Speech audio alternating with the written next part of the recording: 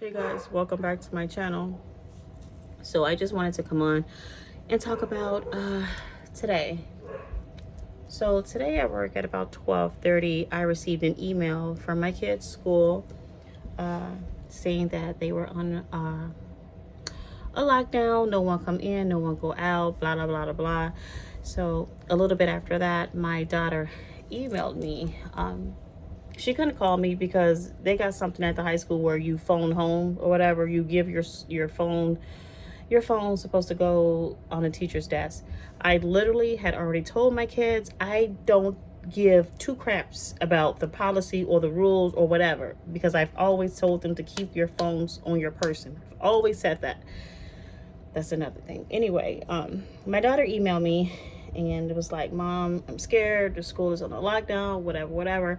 And my other two daughters, they have their phone and they was communicating just via group text with me and my husband.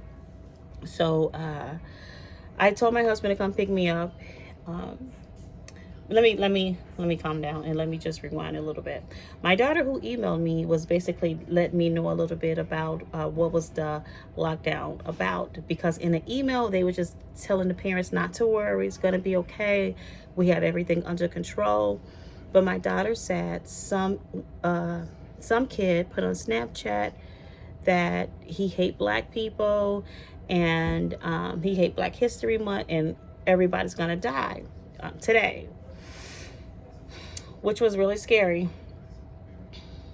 My daughter was really upset, really scared, and it's a little bit different when you just not able to physically talk to your kids. So I was just emailing her, telling her it's okay. So I end up putting everybody on a group. My daughter wasn't a part of that group because she didn't have her phone. I was telling my other two daughters what was going on, and just telling them that it's going to be okay.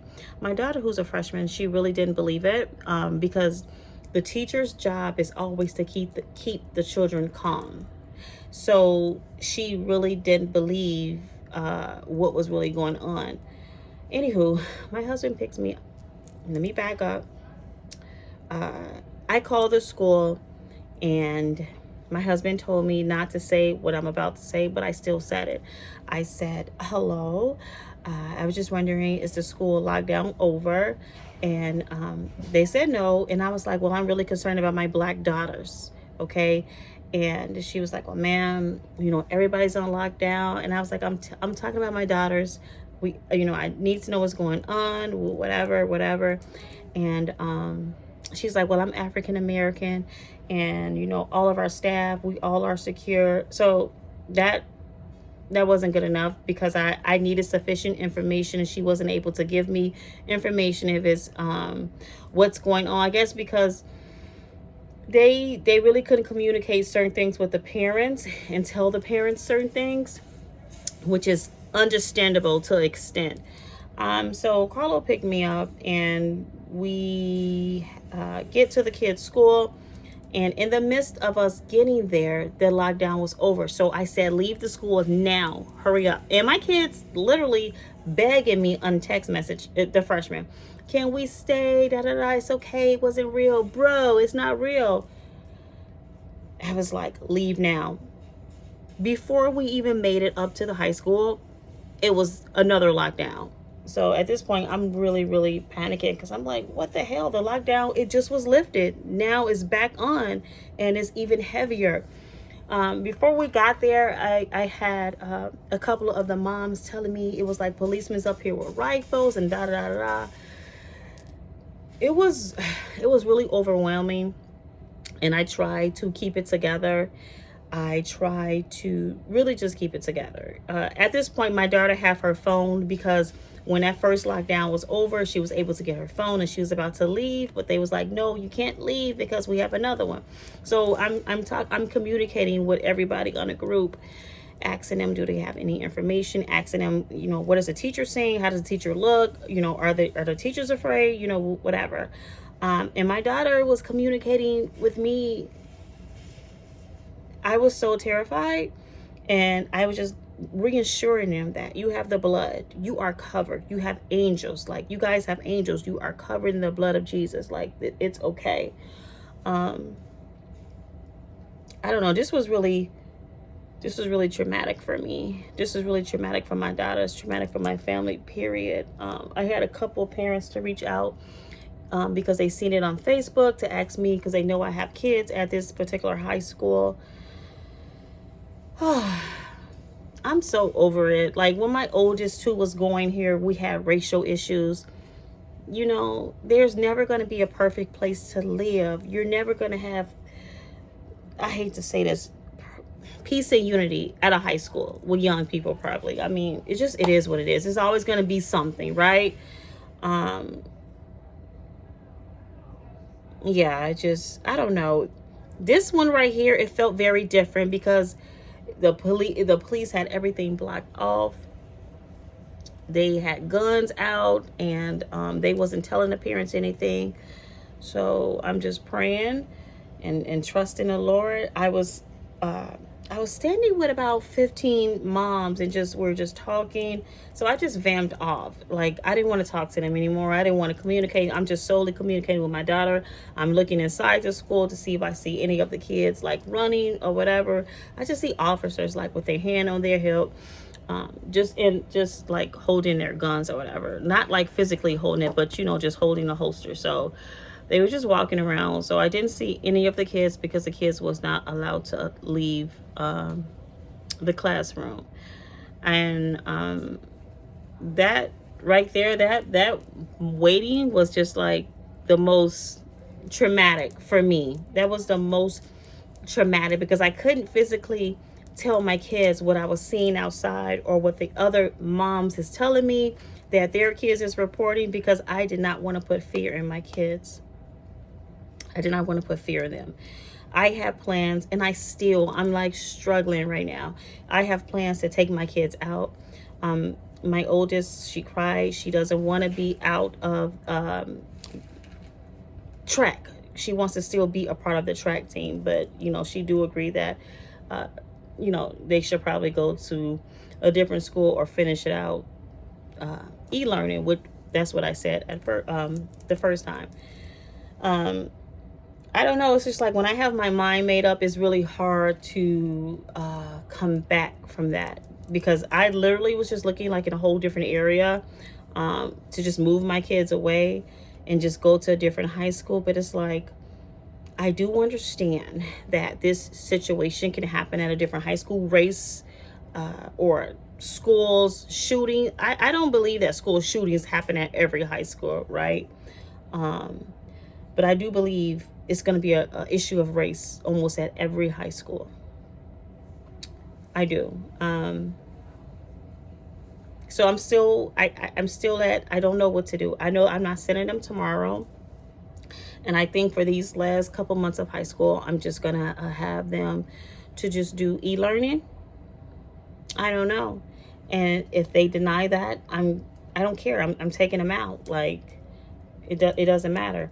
Even with the cop, when he was just basically telling us, it's going to be okay. We got everything under control. And I forgot the word he kept using. I immediately knew this man didn't have any kids. It was the, not so much as arrogance, but it was like the nonchalant for me. And you see so many parents out here wondering what's going on with their kids, and that's all you're going to deliver. Like, it's like he wasn't even trying to say it's going to be okay, that all that. And one of the moms like, do you have kids? He was like, no, and went back in the building. Just disgusting. Like, it put me in a mind of the police officers at that other elementary school, going inside the school, getting their kids and not concerned about nobody else's kids, but just making sure their kids make it out the building. I just kept envisioning myself busting through the glass, screaming my daughter's name. It's just a different level when you're a parent. I wasn't even really standing with my husband. Like, we drove to the high school. I just wanted to be alone. I just wanted to like physically look inside the school and just talk to God and just pray. But sometimes we have to calm our own thoughts down, because I was envisioning myself literally busting through the window, screaming and going to get my daughters. Because it's nothing like being a parent and your kids are in need and you can't do nothing, but they're right there. That's the most horrific feeling. And then, your kids are scared, because they see this. They are exposed to school shootings like every other day on TikTok or Snapchat, whatever that stuff is. TikTok, Snapchat, whatever. They hear about it all the time, so they already know what to do. You guys, let me tell you the kicker. This happened about we had some sort of they had a soft lockdown about 3 months ago, and my daughter Mary, she was like, Mom, early in that day, I felt that something was going to go wrong at school. And I said, you should have immediately prayed. And I always lose angels in the blood when my kids go off to school. And then today, what she told me, it was unbelievable. She said, Mom, when I got to school, I seen a kid running inside the room. And immediately I thought to myself, what if it's a school shooting? And she said, I just envisioned, she had this cute pink spider sweater on. And she was like, I just envisioned my sweater covered in blood. To hear that as a mom, and then she said the school was on a lockdown, like literally 10 minutes later. That's scary. But I'm teaching them, when you see things that's not of God, you just pray. Just pray. You guys, I don't know what I'm gonna do. I don't know what I'm gonna do, because I do not care for this school. This school do not want to get metal detectors because it's in the suburbs, and they feel like that's not for us. We're not the city schools. We don't need metal detectors. We don't need metal detectors. Yeah, you do. You do. My mind went so far. It was a lady outside just going completely bananas, right? She was like, something's gotta happen in order for them to do something, because all the moms, which I'm not really involved, but they have like this Facebook group, and they just like all communicate and talk about how they want the school to have metal detectors or whatever, and they refuse it because they feel like it's for city schools, not our school. We don't need that. And what happens, and God forbid something happened, and they named a study hall after the kid who got shot. This study hall is dedicated to Timothy. This study hall is dedicated to Courtney. It takes somebody to get shot in order for you guys to do the right thing. It's disgusting. Like, I don't understand it. There's so much politicking, and there's so much money. There's so much stuff that's involved in this. This school is just rich. They can do whatever. But it's the bare minimum when it comes to protecting our kids. The bare minimum. Bare minimum. I was communicating with my daughters. I was like, so tell me what's going on. What does the room look like? And like, what do you see? My daughters were just like, the door is just locked. And that's it. It's like a little basic lock and glass windows to the door. That doesn't sound safe to me, because your school is keep being the school that us parents got to keep running up to the school for, because our kids is emailing us or calling us or texting us and saying that they are afraid that something's going to happen, because all these shenanigans, even if it's false claims, I don't care. It doesn't matter if it's false claims. It doesn't matter if the claims was false about I hate Black history, I'm gonna kill all the Black people. Who cares? Just take the right precaution. Don't matter. I don't know. I don't know how to feel. I don't know how to feel, but I feel hurt. I feel angry and confused. And I know that the God I serve is not a God of confusion. So I gotta get in prayer.